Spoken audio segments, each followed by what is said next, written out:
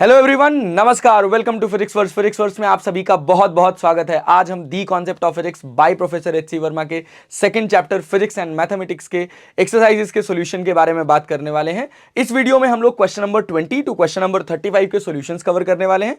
इसके previous video में हम लोगों ने question number 1 to question number 19 cover करा हुआ है। तो चलिए बढ़ते हैं अपने क्वेश्चन नंबर 20 की तरफ। लेकिन आगे बढ़ने से पहले चैनल को लाइक, शेयर एंड सब्सक्राइब जरूर करिएगा और बेल आइकन वाली बटन जरूर दबा दीजिएगा ताकि आपको फिजिक्स एंड मैथमेटिक्स के जो भी रेगुलर अपडेट्स हैं वो टाइम टू टाइम मिलते रहें। चलिए देखते हैं अपना क्वेश्चन नंबर 20। क्वेश्चन नंबर 20 कह रहा है draw a graph from the following data, draw the tangent at x equals to 2, 4, 6 and 8. Find the slope of these tangents. Verify that the curve drawn is y equals to 2x square and the slope of the tangent is tan theta that is equal to dy by dx equals to 4x. तो पहले graph की बात करते हैं। Sir देखिए, ये आपके पास हो गया x एक्सिस और ये आपके पास हो गया y एक्सिस। अब इसमें जब आप ग्राफ ड्रॉ करेंगे तो x की वैल्यू 1 है तो y की वैल्यू 2 है। जब x की वैल्यू 1 है हमारी तो y की वैल्यू 2 है। कहीं देखिए, जब हमारा x 1 है तो y हमारा 2 है। जब x की वैल्यू 2 हो रही है तो y हमारा 8 हो रहा है। जब x की वैल्यू 3 है तो y 18 है। जब x की वैल्यू 4 है तो y 35 है। जैसे जैसे x बढ़ता जा रहा है, x में लीनियर वेरिएशन है एक एक के गैप पर, लेकिन y में जो गैप्स हैं वो बढ़ते जा रहे हैं। तो हमने जब इसका ट्रेजेक्टरी ड्रॉ करा पॉइंट टू पॉइंट मार्क करके, तो हमने देखा कि हमें जो ग्राफ मिल रहा है वो कुछ इस तरह से मिल रहा है। अरे बात समझ आ रही? इसको बेसिकली पैराबोलिक ट्रेजेक्टरी बोली जाती है। अब कहा गया कि ये जो ग्राफ है, क्या ये graph y equals to 2x square को सेटिस्फाई कर रहा है कि नहीं कर रहा है? अरे बात समझ आ रही? तो देखो, इसमें x की वैल्यूज रख के देखो। जब मैं x की वैल्यू 1 रख रहा हूं तो मुझे y 2 मिल रहा है। जब x की वैल्यू 2 रख रहा हूं तो मुझे y जो है वो 8 मिल रहा है। देखो, 2 का स्क्वायर 2 2 जा 4, 4 2 जा 8। जब मैं x की वैल्यू 3 रख रहा हूं तो मुझे y देखो, 3 3 जा 9, 9 2 जा 18 मिल रहा है। तो जितनी भी मैं x की वैल्यूज रखता चला गया उसमें मैंने देखा कि y equals to 2x square से जो वैल्यू मिल रही है y की, वो यही गिवन वैल्यूज है। अरे बात समझ आ रही? तो जब ये गिवन वैल्यू है, मतलब गिवन ग्राफ जो भी हमने ड्रॉ करा, ये y equals to 2x square को जस्टिफाई कर रहा है। तो दूसरा सवाल पूछा गया कि बताओ कि ये जो स्लोप है, इसका जो स्लोप है, हर जगह स्लोप अलग अलग है, क्या ये slope y equals to dy by dx equals to 4x को जस्टिफाई कर रहा है कि नहीं कर रहा है? तो हमने कहा कि एक काम करते हैं, dy बाई dx अपने पास कितना है? 2x स्क्वायर का वैसे तुम डिफरेंशिएशन करोगे तो तुम्हें पता है कि 4x होगा और यहां पे गिवन भी है। तो हमने कहा कि जब स्लोप निकालना है हमको किस पर? x इक्वल्स टू 2 पर, 4 पर, 6 पर एंड 8 पर। तो 2 3 करके देखते हैं। x इक्वल्स टू 2 रख के देखोगे तो स्लोप कितना मिलेगा भाई? dy by dx equals to कितना मिलेगा? 8। ठीक, यहां से तो क्लियर है भाई। अब ग्राफ से देखते हैं कि 8 आ रहा है कि नहीं। तो कैसे भाई? 2 के नियरेस्ट वैल्यू देखो, दोनों साइड, लेफ्ट हैंड साइड भी और राइट हैंड साइड भी। तो एक साइड 3 है और एक साइड कितना है? 1। तो जब x की वैल्यू 1 है तो y की वैल्यू 2 है। जब x की वैल्यू 3 है तो y की वैल्यू 18 है। तो tan थीटा क्या होता है? tan theta that is y2 minus y1 upon x2 minus x1। अरे जानते हैं भाई, तो एक पॉइंट ये हो गया, एक पॉइंट ये हो गया, ये 1 हो गया, ये 3 हो गया, इसके बीच में कहीं 2 लाई कर रहा है। तो भैया इसका इन दोनों का जो आएगा वही तो 1 पे, वही तो 2 पे स्लोप जाएगा भाई, परपेंडिकुलर अपॉन बेस। तो y2 की वैल्यू कितनी है? 18 और y1 की वैल्यू कितनी है? 2 divided by 3 minus 1 that is 18 में से 2 जाएगा 16 divided by 2 that is equal to 8। तो देखिए भाई, जस्टिफाई हो गया। अब मैं बात करूं x इक्वल्स टू 4 पर, x इक्वल्स टू 4 पर चाहिए तो 4 की नियरेस्ट वैल्यू देखो, एक साइड 5 है और एक साइड 3 है। तो 5 पर y की वैल्यू 50 है और इधर कितनी है? 18। तो मुझे जो tan थीटा मिलेगा वो क्या मिलेगा? y2 minus y1 upon x2 minus x1। तो y2 की वैल्यू कितनी है? y2 की वैल्यू कितनी? 50। y1 की वैल्यू कितनी है? 18।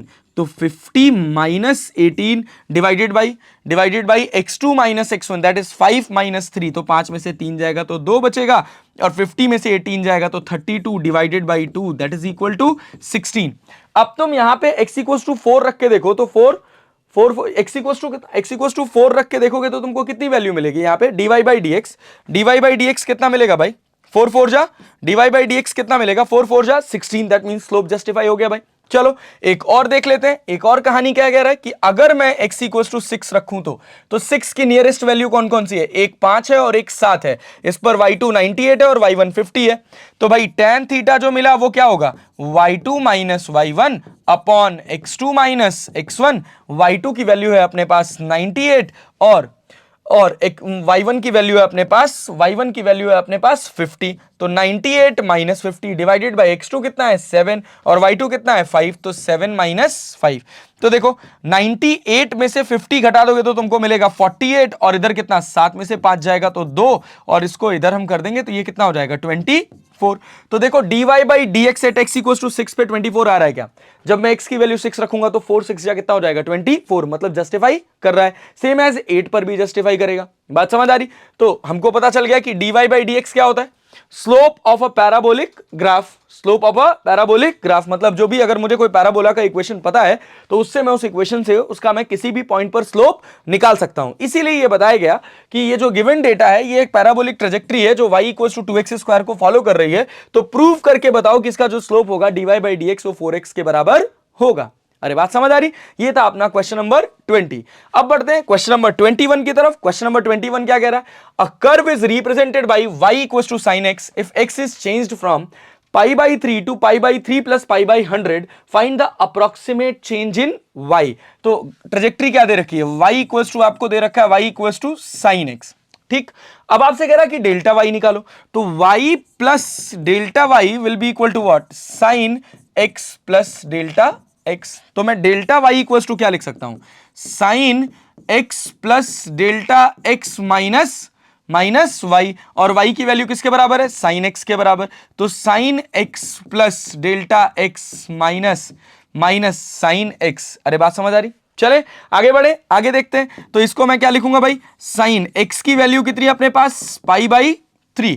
पाई बाई 3 से कहां जा रहे हैं? Pi by 3 to pi by 3 plus pi by 100 plus delta x की value pi by 3 plus pi by 100 minus pi by 3 minus sine pi by 3। अरे बात समझ आ रही? यहां तक कहानी क्लियर है? तो देखो जब इसको ओपन करोगे तो क्या पाई बाई 3 से पाई बाई 3 कट जाएगा, तो तुमको क्या मिलेगा? साइन पाई बाई 3 से पाई बाई 3 कट जाएगा तो ये तुमको मिलेगा पाई बाई 3 प्लस पाई बाई 100, और इधर क्या मिल जाएगा? Sign pi by 3। अब तुमको पता होना चाहिए कि sign pi by 3 plus pi by 100 और माइनस साइन पाई बाई 3 की वैल्यू कैसे पता चलेगी?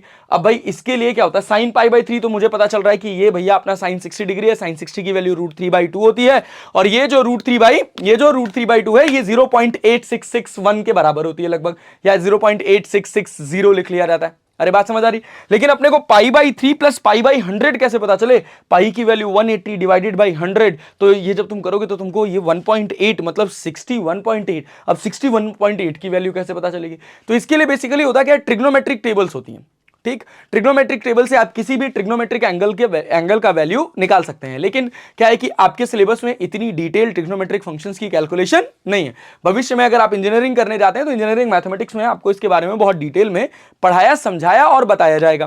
ठीक, तो अभी हमको क्या करना है? अभी हम क्या करें? इसका आंसर कैसे निकालें यार? तो इसका आंसर निकालने को तो आप निकाल सकते हैं कि इसका जो वैल्यू होता है 0.8863y1 करके होता है, या 0.8813 होता है क्या, शायद 0.8813 होता है, और इसका वैल्यू जो होता है वो 0.86660 होता है, 0.8660।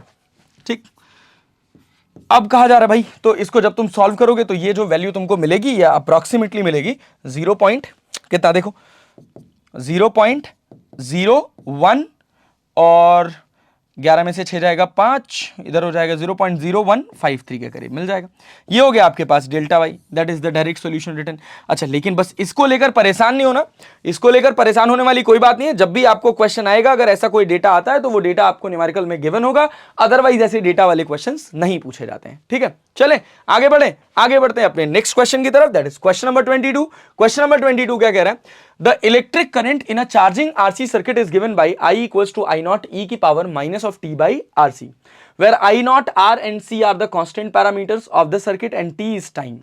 Find the rate of change of current at t equals to 0, at t equals to RC, at t equals to 10 RC. तो देखिए I equals to कितना दे रखा है?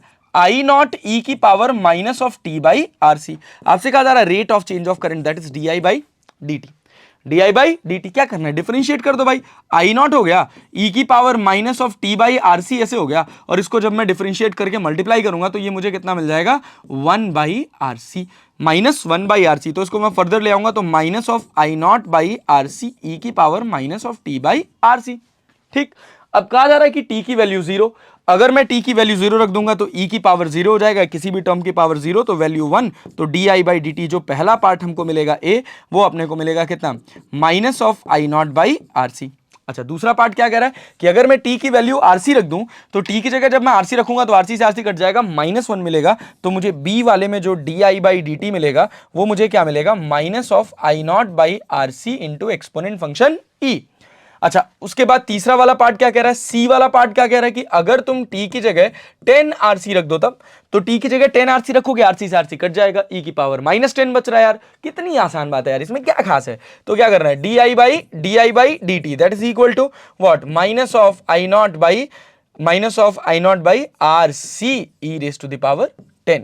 अरे ठीक है, -10 था, ऊपर ले आते, ऊपर से नीचे ले आते तो +10 हो जाएगा। ये हो गया अपने पास c। ठीक, आगे बढ़े नेक्स्ट क्वेश्चन की तरफ। It is very simple question, ठीक है। चलिए आगे बढ़ते हैं, नेक्स्ट क्वेश्चन, क्वेश्चन नंबर 23। इसी का एक दूसरा पार्ट है। कहा जा रहा है कि इसमें same as I equals to I0 e की पावर माइनस ऑफ t/RC है, where I0, R and C are the constant parameters and t is time. Let I0, तुमको I0 कितना दे रखा है, 2.00 एम्पियर, R कितना दे रखा है, 6.00 into 10 to the power 5 ohm, C कितना दे रखा है, 0.500 into 10 to the power -6 microfarad का मतलब है 10 टू द पावर -6 फेराड। कह रहा है find the current at t equals to 0.3 second. तो उसके लिए RC आपको बार बार यूज करना पड़ेगा, तो एक ही जगह RC कैलकुलेट कर लीजिए, 6.00 into 10 to the power 5 multiplied by 0.05 into 10 to the power -6 लिखा जा सकता है भाई। अरे 10 टू द पावर -5 लिखा जा सकता है इसको, बिल्कुल। तो ये +5 हो गया, ये क्या हो गया, -5। तो जब आप RC देखोगे तो यहां से आपको मिल जाएगा 0.30। अरे बात समझ आ रही। अच्छा, इसकी जो यूनिट होती है वो सेकंड होती है, 0.30 सेकंड। इसी वजह से भविष्य में जब आप पढ़ेंगे तो RC को एक नए नाम से जानेंगे जिसका नाम है टाइम कांस्टेंट। चले आगे बढ़े, देखते हैं। तो भाई I इक्वल्स टू I0, पहले I0 की वैल्यू कितनी दे रखी है, 2.00 e की पावर, जब टाइम कितना रखा गया पहले वाले में, find the current at t equals to 0.3 second, तो क्या मिलेगा, -0.30 डिवाइडेड बाई 0.30, तो क्या होगा भाई, I will be equal to 2.00 into e की power -1, that is I equals to 2/e। अरे समझ आया, पहला हो गया ये अपने पास, find the current at t equals to 0.3 second. दूसरा कह रहा find the rate of change of current at t equals to 0.3 second. तो rate of change of current that is di/dt, तो di/dt करेंगे तो क्या मिलेगा, माइनस ऑफ I0/RC e की पावर माइनस ऑफ t/RC। ये अभी हम लोगों ने पहले भी करा था। तो जब मैं t की वैल्यू 0.3 रखूंगा तो RC की भी वैल्यू 0.3 है, 0.3 से 0.3 कट जाएगा, तो कितना बचेगा, I0 कितना अपने पास, I0 है अपने पास 2.00 डिवाइडेड बाई RC की वैल्यू 0.3 और इंटू e की पावर -1 यहां था। अरे भाई t की जगह 0.30, यहां भी 0.30, -1 तो डिनोमिनेटर में आएगा तो +1 हो जाएगा। तो इसको मैं फर्दर चाहूं तो क्या लिख सकता हूं, -20/3e, दैट इज di/dt। अच्छा, दूसरा कह रहा है, थोड़ी कॉम्प्लिकेटेड कैलकुलेशन कर दी गई भाई। इन सबको कैलकुलेट करने के लिए आपके पास कैलकुलेटर होना चाहिए, बिना कैलकुलेटर के आप ये डेटा कैलकुलेट नहीं कर पाएंगे। तो देखिए दूसरा कह रहा है कि find approximately the current at t equals to 0.31 second. तो I इक्वल्स टू क्या है, I0 e की पावर माइनस ऑफ t/RC, तो I इक्वल्स टू I0 कितना है, 2.00 e की power minus of 0.31 divided by 0.30, तो I will be equal to 2.00 e की पावर माइनस ऑफ इसको जब हम डिवाइड करेंगे तो 1.03 के करीब मिलेगा। और यहां से जो करंट की वैल्यू आती है, इसको सॉल्व करने के बाद जैसे सॉल्यूशन लिखा हुआ है, सॉल्यूशन इज रिटन एज कितना, शायद 5.8 अपॉन e, 5.8/3 इंटू ई है, 5.8/3 into E. This is the solution of this particular question, ठीक है। अदरवाइज आपको यहीं तक करके छोड़ देना है, सफिशिएंट है। अरे बात समझ आ रही, चले आगे बढ़े। Next question, that is question number 24। Question number 24 क्या कह रहा है, find the area bounded under the curve y equals to 3x² plus 6x plus 7 and the x axis with the coordinates at x equals to 5 to coordinates x equals to 5 to x equals to 10। चलिए तो अब हम क्या करें भाई। अच्छा, हमें बताया गया है इंटीग्रेशन बेसिकली हमको एरिया अंडर द कर्व देता है कि कोई भी कर्व अगर ऐसे है तो देखिए यहां पे क्या है कि ये इसकी लिमिट है x1 और ये इसकी लिमिट है x2। इस पर x पे जाके अगर मैं एक छोटा सा एलिमेंट मान लूं dx, जिसमें ये वैल्यू कितनी है y, तो इसका जो एरिया होगा, एरिया ऑफ एलिमेंट, इस छोटे से एलिमेंट का जो एरिया होगा, क्या y इंटू डी एक्स हो जाएगा भाई? एरिया ऑफ द एलिमेंट कितना हो जाएगा? y into d x. Y हो गया लेंथ और dx हो गई इसकी ब्रेड्थ। अरे x पे जाके छोटा सा एलिमेंट माना dx, जिसकी थिकनेस कितनी है, जिसकी लेंथ कितनी है y, तो इसका जो एरिया आएगा, area under the curve, that is equal to y into d x. लेकिन ये जो एरिया है ये एलिमेंट का एरिया है, एलिमेंट का एरिया कितना हो जाएगा? y into d x. अच्छा, मुझे एरिया अंडर द कर्व निकालना है, तो d A equal to y की वैल्यू कितनी दे रखी है? 3x² प्लस 6x प्लस 7, और मैं इसको इंटीग्रेट कर दूं दोनों साइड, 0 से लेकर a तक, 0 से लेकर a तक, और यहां क्या कह रहा? 5 से लेकर 10 तक, तो डी ए की वैल्यू हो जाएगी a, और इधर हो जाएगा अपने पास 3x³ by 3 plus 6x² by 2 plus 7x, और लिमिट 5 से लेकर 10 तक। तो ये 3 से ये 3 हो जाएगा, 2 3 जा 6 हो जाएगा, तो a जो मिलेगा वो आपको कितना मिलेगा भाई? x³ plus 3x² plus 7x, और लिमिट कहां से कहां तक? 5 से लेकर 10 तक। एक बार x की जगह 10 रखेंगे सब जगह, फिर माइनस साइन लगाएंगे, फिर x की जगह 5 रखेंगे, upper limit minus lower limit. तो करके देखते हैं। जब x की जगह अपन 10 रखेंगे तो ये हो जाएगा 1000, ये कितना हो जाएगा? अरे भाई ये कितना हो जाएगा? 300, ये कितना हो जाएगा? 70, माइनस इधर ये कितना हो जाएगा? 25 माइनस 75।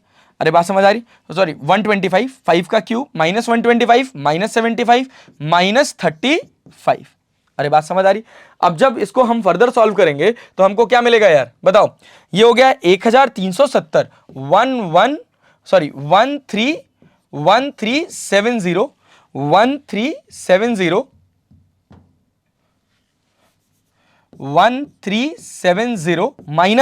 माइनस ये वैल्यू कितनी है? 125, 75, 200 और 200 और ये 235।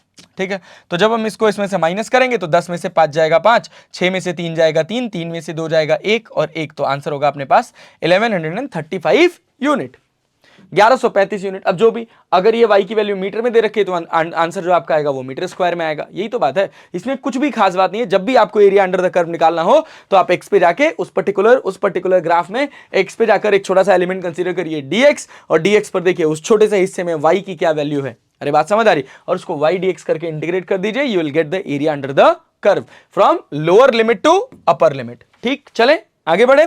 Next one, question number 25। Question number 25 क्या कह रहा है? Find the area enclosed by the curve y equals to sin x and the x axis between x equals to 0 to x equals to pi. y equals to आपके पास दे रखा है sin x, तो area under the curve area under the curve का क्या concept है भाई? एरिया अंडर द कर्व अभी बताया आपको क्या होता है भाई? y dx, तो यहां क्या हो जाएगा? sin x dx। लिमिट कहां से कहां तक? 0 से लेकर पाई तक। तो साइन का इंटीग्रेशन क्या होता है? साइन का इंटीग्रेशन होता है माइनस कॉस एक्स, लिमिट 0 से लेकर पाई तक, और जब अंदर नेगेटिव साइन आ जाए तो lower limit minus upper limit कर देने में भलाई है, हमारी स्पीड बढ़ जाती है। अदरवाइज आप माइनस उधर पहले अपर लिमिट रखोगे, फिर लोअर लिमिट रखोगे, फिर माइनस को मल्टीप्लाई करोगे। तो जब हम ऐसे जाएंगे तो देखो क्या होगा, कॉस 0 की वैल्यू हो गई अपने पास 1 और कॉस पाई की वैल्यू होती है -1, तो माइनस माइनस मिलकर क्या हो जाएगा? प्लस, और आंसर अपने को कितना मिल जाएगा? 2 यूनिट। अरे बात समझ आई? चले आगे बढ़े। Next question, that is question number 26। बहुत आसान सवाल है इस पूरे चैप्टर में।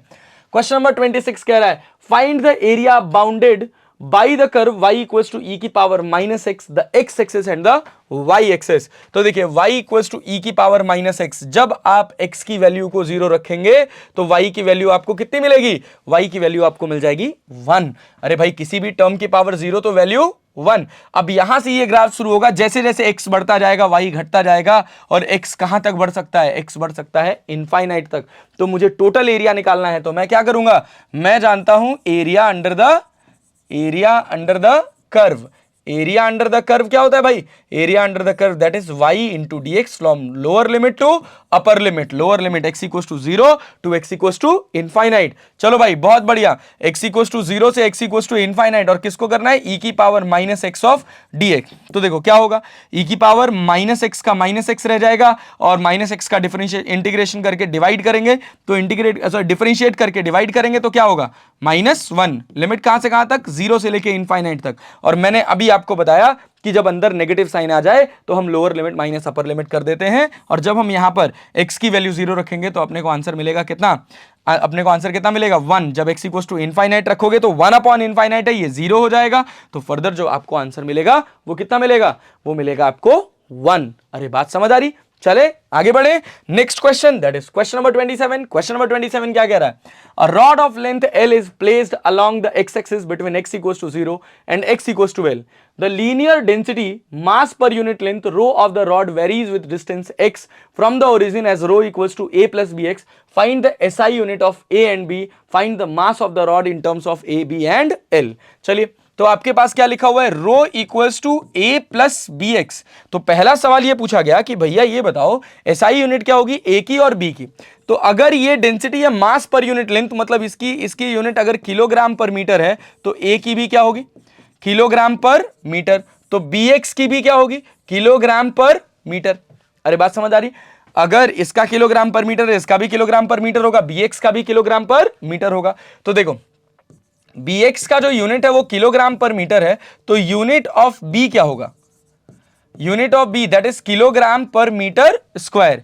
Unit of b will be equal to kilogram per, अरे भाई x इज इन मीटर कह रहा ना भाई, कहां गया x फ्रॉम द ओरिजिन। उसके बाद rod of length L is placed along the x axis between x equals to 0, तो the linear density mass per unit length. तो भाई SI यूनिट में अगर हम बात करें, फाइंड द SI यूनिट कह रहा है, तो भैया SI यूनिट तो लेंथ की तो मीटर ही होती है ना, तो किलोग्राम पर मीटर स्क्वायर हो गया। अब दूसरी बात कह रहा है, find the mass of the rod in terms of A, B and L। अच्छा देखो, डेंसिटी क्या होता है, मास अपॉन वॉल्यूम, मतलब change in mass upon change in volume, dm by dv। अगर डेंसिटी मेरी वेरिएबल है, अगर डेंसिटी कांस्टेंट है तो इसी को क्या लिखा जाता है, m बाई v, क्योंकि मास तो बदल ही नहीं रहा ना भाई। तो देखिए क्या मिलेगा, dm इक्वल्स टू क्या लिखा जा सकता है, रो इंटू dv। dm को क्या लिखा जा सकता है, रो इंटू dv। लेकिन यहां पर जो डेंसिटी दे रखी है वो क्या दे रखी है, dm बाई dv की dm बाई dl। तो mass per unit length that is dm by dl। तो dm इक्वल्स टू कितना हो जाएगा, रो इंटू dl। तो यहां अपने को x के टर्म में कैलकुलेट करना है, तो ये कितना हो जाएगा, रो इंटू dx। देखो रो की वैल्यू कितनी दे रखी है, a plus b x into dx। यहां dm है, dm कहां, जब 0 से लेकर, जब मैं यहां पे dm की बात कर रहा हूं तो 0 से लेकर m तक, और x की वैल्यू कहां से कहां तक जा रही है, x की वैल्यू जा रही है a से लेकर कहां तक भैया, x की वैल्यू 0 से लेकर कहां तक, l तक। अब जब मैं इसको फर्दर इंटीग्रेट करूंगा तो dm का इंटीग्रेशन हो जाएगा m, और भैया ये कितना हो जाएगा, ये हो जाएगा ax plus b x square by 2। Limit 0 से लेकर l तक, इसको फर्दर सॉल्व करेंगे तो कितना मिलेगा, ये हो जाएगा अपने पास al plus b l square by 2। ये हो जाएगा आपके पास टोटल मास। अच्छा, ये छोटे मोटे एक्सप्रेशंस आपको फर्दर देखने को मिलेंगे जब आप आगे बढ़ेंगे फिजिक्स में, जब आप रोटेशनल मोशन की तरफ जाएंगे तो आप और सेंटर ऑफ मास पढ़ेंगे तो वहां पर आपको ये सारे टर्म्स देखने को मिलेंगे। बस यही खूबसूरती है इस किताब की कि जो भी आगे मिलने वाला है उसको बेसिक आपको शुरुआत के चैप्टर्स में ही बता दिया जा रहा है, बेसिक मैथमेटिक्स में ही आपको समझा दिया जा रहा है कि ये सारी चीजें आपको फिजिक्स में फर्दर देखने को मिलेंगी। चलें आगे बढ़े अपने नेक्स्ट क्वेश्चन की तरफ। अपना नेक्स्ट क्वेश्चन है क्वेश्चन नंबर 28। क्वेश्चन नंबर 28 क्या कह रहा है, the momentum p of a particle changes with time t according to the relation dp by dt। dp by dt आपको दे रखा है कितना, 10 प्लस 2t। कह रहा है if the momentum is 0 at t equals to 0, what will be the momentum at t equals to 10 second. तो dp equals to कितना हो जाएगा, 10 प्लस 2t dt। इंटीग्रेट कर दो, जब समय शून्य था तो मोमेंटम भी कितना था, 0। किसी टाइम t पर कहा जा रहा है क्या, at t equals to 10 second तुमको क्या निकालना है, मोमेंटम। तो ये p माइनस 0 हो जाएगा भाई, और इधर कितना हो जाएगा, 10t plus 2t square by 2। Limit कहां से कहां तक, 0 से लेकर 10 तक, इस 2 से 2 कट जाएगा तो p की वैल्यू मिल जाएगी कितना, 100 plus 100 that is equal to 200 newton second. आ गया, अरे बात समझ आई। चलें आगे बढ़े, next question, question number 29। Question number 29 क्या कह रहा है, क्वेश्चन नंबर 29 कह रहा है the change in a function y and the independent variable x are related as dy by dx equals to x square. Find y as a function of x। तो करना क्या है, dy equals to x square dx। अच्छा, यहां पे कोई limit define है क्या, कोई लिमिट डिफाइन नहीं है, तो डायरेक्टली क्या करोगे, dy की जगह कितना हो जाएगा y, और यहां क्या हो जाएगा x³ 3। अब ये इनडेफिनिट इंटीग्रल है तो प्लस c भी लग के आ जाएगा। अरे बात समझ आ रही? चले आगे बढ़े, next question, question number 30। Question number 30 क्या कह रहा है, right the number of significant digits in A B C D। तो भाई सिग्निफिकेंट डिजिट्स के क्या है, सिग्निफिकेंट डिजिट्स के बारे में अगर आपको इसके सारे रूल्स जानने हैं तो सिग्निफिकेंट डिजिट्स राउंडिंग ऑफ करके एक पूरा लेक्चर आपका फिजिक्स एंड मैथमेटिक्स वाले चैप्टर्स का बेसिक पढ़ा हुआ है। ये लेक्चर नंबर 7 है शायद, आप इसको जाकर जरूर देखिएगा। इसको देख लेंगे तो आपको सारे रूल्स क्लियर हो जाएंगे। देखिए तो यहां पे क्या है कि दो नॉन जीरो डिजिट्स के बीच में जितने जीरोस आएंगे वो सब के सब कैसे काउंट किए जाएंगे, वो सब के सब सिग्निफिकेंट की तरह होंगे। तो 1 2 3 4, तो टोटल सिग्निफिकेंट फिगर्स कितने हो जाएंगे 4। ए वाले में, बी वाले में भी कितने 1 2 3 4, तो ये भी कितने हो गए 4। सी वाले में कितने, देखो भाई 1 2 3 4 5। क्यों, अगर किसी डेसिमल वाले नंबर में ऐसे नंबर जिसमें डेसिमल हो तो उसके लेफ्ट साइड जितने जीरोस होते हैं, सॉरी राइट साइड जितने जीरोस होते हैं वो सब के सब कैसे काउंट होते हैं, सिग्निफिकेंट। तो भाई कितने हो गए 5। डी वाले की बात करें, डी वाले में देखो इसके लेफ्ट हैंड साइड, किसी नॉन जीरो डिजिट के लेफ्ट हैंड साइड जितने जीरोस होते हैं वो सब के सब सिग्निफिकेंट डिजिट्स नहीं होते हैं, वो सिग्निफिकेंट डिजिट्स की तरह काउंट नहीं किए जाते हैं। बस कंडीशन ये होनी चाहिए कि इसके लेफ्ट साइड कोई दूसरा नॉन जीरो डिजिट नहीं आना चाहिए। तो यहां पर इसके साइड कितने जीरोस हैं, ये 3 जीरोस हैं, और ये तीनों के तीनों कैसे काउंट होंगे, ये सब के सब सिग्निफिकेंट होंगे कि नहीं होंगे, तो आंसर है कि नहीं होंगे, क्योंकि ये 1 के लेफ्ट साइड, ये 1 के लेफ्ट साइड लाई कर रहे हैं, और लेफ्ट साइड लाई करने वाले जीरोस के बाद अगर कोई नॉन जीरो ना हो तो वो सबके सब सिग्निफिकेंट काउंट नहीं होते हैं। तो आपके पास कितना हो जाएगा डी का आंसर हो जाएगा आपके पास 4। देखिए 1 2 3 4। अरे बात समझ आ रही? ये था आपका क्वेश्चन नंबर 30। चलिए आगे बढ़ते हैं नेक्स्ट क्वेश्चन की तरफ, that is question number 31। Question number 31 क्या कह रहा है, a metre scale is graduated at every millimetre, how many significant digits will be there in a length measurement with this scale. इस स्केल से कितने significant digits हो सकते हैं। तो देखिए 1 मिलीमीटर कितनी लेंथ, 1 मिलीमीटर कितनी लेंथ है, मीटर स्केल है मतलब 1 मीटर तक। अरे बात समझ आ रही? तो देखो इसमें कितने सिग्निफिकेंट डिजिट्स पॉसिबल हैं, तो 1 मिलीमीटर हो गया तो 1 हो गया। अच्छा 50 मिलीमीटर होगा, या मान लो आपके पास 49 मिलीमीटर हो गया तो कितने हो गए 2। अगर यही 777 मिलीमीटर हो गया तो ये कितने हो गए 3। अरे बात समझ आ रही? तो अगर मैं इसको मिलीमीटर की एक्यूरेसी में लिखूंगा तो 1 मीटर में कितने मिलीमीटर होते हैं, 1.000 मीटर में 1000 मिलीमीटर्स होते हैं। तो इसको अगर मैं मीटर के फॉर्म में रिप्रेजेंट करूंगा तो इसमें कितने आ जाएंगे 4। अरे बात समझ आ रही? तो टोटल सिग्निफिकेंट डिजिट्स कितनी होंगी, 1 भी पॉसिबल है, 2 भी पॉसिबल है, 3 भी पॉसिबल है और 4 भी पॉसिबल है।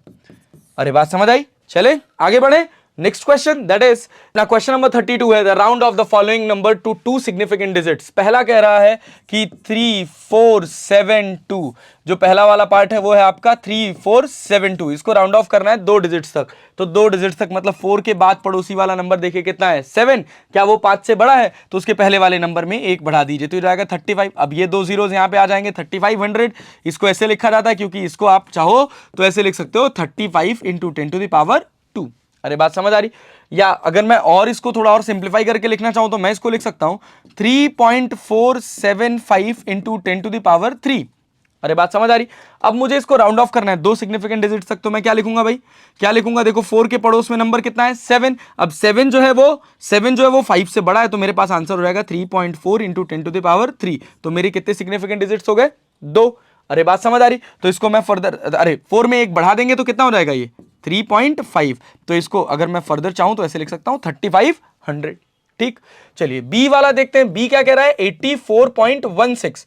तो देखिए इसको 2 डिजिट तक, 4 के पड़ोसी वाला नंबर जो है वो 1 है और वो 5 से ज्यादा है कि कम है, तो आंसर इस 5 से कम है। तो जो इसका सॉल्यूशन होगा वो क्या हो जाएगा 84, एज इट इज रहने देते हैं। ठीक, अगर 5 से ज्यादा होता है तो बढ़ा देते हैं, 5 से कम होता है तो रहने देते हैं। अच्छा उसके बाद सी वाला क्या कह रहा है, सी वाला कह रहा है 2.55। अब देखो अगर आखिरी डिजिट जहां तक आपको कट ऑफ करना है, आखिरी डिजिट 5 है और 5 के बाद कोई नंबर नहीं है, आखिरी डिजिट अगर 5 है, ये आखिरी डिजिट 5 है, इसके बाद कोई नंबर नहीं है, तो उसके पड़ोसी वाले नंबर को चेक करो कि ये ऑड है कि इवन है। अगर ये ऑड है तो इसमें 1 बढ़ा देंगे तो हो जाएगा 2.6। अरे बात समझ आ रही? और अगर ये इवन होता तो ये एज इट इज रह जाता, जैसे 2.45 होता तो ये 2.4 रह जाता। डी क्या कह रहा है, डी कह रहा 28.5, देखिए मिल गया, ये 8 है और ये कितना है 5 है, 2 डिजिट तक राउंड ऑफ करना है, 5 के आगे कोई डिजिट नहीं है। अगर 5 के आगे कोई डिजिट नहीं है तो तुम क्या करोगे, तुम देखोगे कि 5 के पहले वाली डिजिट जहां तक मुझे कट ऑफ करना था वो ऑड है कि इवन है, तो आंसर इज इवन, तो इसको मैं 28 करके छोड़ दूंगा, उसमें कोई चेंज नहीं होगा। This is the rule of writing significant figures. ठीक, चले आगे बढ़े, next question, that is question number 33। Question number 33 क्या कह रहा है, the length and the radius of cylinder measured with a slide caliper as found to be 4.54 centimeter and 1.75 centimeter. Length is 4.54 centimeter and radius is 1.75 centimeter. Calculate the volume of the cylinder. तो volume of the cylinder क्या होगा, पाई r square h। अरे बात समझ आ रही, पाई are square H. जब इसको मैं फर्दर सॉल्व करूंगा तो क्या मिलेगा भाई, पाई की वैल्यू 3.14, आर की वैल्यू कितनी, आर की वैल्यू है अपने पास 1.75, स्क्वायर है तो 1.75 इंटू 1.75। अरे बात समझ आ रही, मल्टीप्लाइड बाई हाइट कितना दे रखा है 4.54। जब आप इन सबको मल्टीप्लाई करेंगे तो the result that you will get it will be equal to 43.67775। अरे बात समझ आ रही, 43.6775। अब क्या करें, अब इसको करना क्या है मुझे देखना, जब मैं मल्टीप्लाई करता हूं तो मुझे इसको राउंड ऑफ करना है, जिसमें मल्टीप्लिकेशन में जिसमें सबसे कम सिग्निफिकेंट फिगर्स हों। तो सब में कितने हैं 3 भाई, तो इसको कहां तक राउंड ऑफ करना है 3 तक, तो ये कितना हो जाएगा 43.7 सेंटीमीटर क्यूब। चले आगे बढ़े, ये हो गया आपने पास question number 33। Next question, that is question number 34। Question number 34 क्या कह रहा है, the thickness of a glass plate is measured to be 2.17 millimetre, 2.17 millimetre and 2.18 millimetre at 3 different places. Find the average thickness of the plate from this data. तो average thickness निकालने के लिए अपन क्या करेंगे, T1 plus T2 plus T3 divided by 3। तो T1 की value कितनी है 2.17, T2 की वैल्यू कितनी है 2.17, T3 की वैल्यू कितनी है 2.18 डिवाइडेड बाई 3। जब इसको डिवाइडेड बाई 3 करेंगे तो आपको जो आंसर मिलेगा वो मिलेगा 2.1733। तो आपको इसको कितने डिजिट तक राउंड ऑफ करना है, द आंसर इज 3। तो कितना हो जाएगा 2.17, क्योंकि 7 के बाद जो नंबर है वो 5 से कम है, तो पहले वाली डिजिट एज इट इज रह जाएगी। चलें आगे बढ़े, next part question number 34। Question number 35 क्या कह रहा है, the length of the string of a simple pendulum is measured with a metre scale that is L equals to 90.0 centimetre.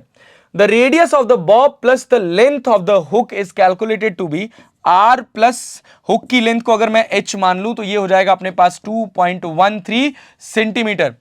Using measurement with a slide caliper, what is the effective length of the pendulum? तो effective length कितना होगा, L effective that is equal to L plus R plus H। L की value कितनी है 90.0, R plus H की value कितनी 2.13। तो मैं इसको लिखूंगा तो क्या मिलेगा 92.13, ये हो जाएगा अपने पास L इफेक्टिव। लेकिन इसको मुझे कैसे लिखना पड़ेगा, सिग्निफिकेंट फिगर्स में लिखना पड़ेगा। तो मैं कैसे लिखूंगा, देखो सबसे जब हम एडिशन करते हैं तो डेसिमल के बाद सबसे कम सिग्निफिकेंट फिगर्स किसमें है, तो वो 90 वाले में है, कितने हैं बस 1। तो यहां पर भी डेसिमल के बाद 1 प्लेस तक, तो ये 92.1 हो जाएगा आपके पास आंसर। तो 92.1 centimetre will be your answer. This is the question number 35 and the last exercise question of physics and mathematics, the second chapter of the concept of physics by Professor H.C. Verma.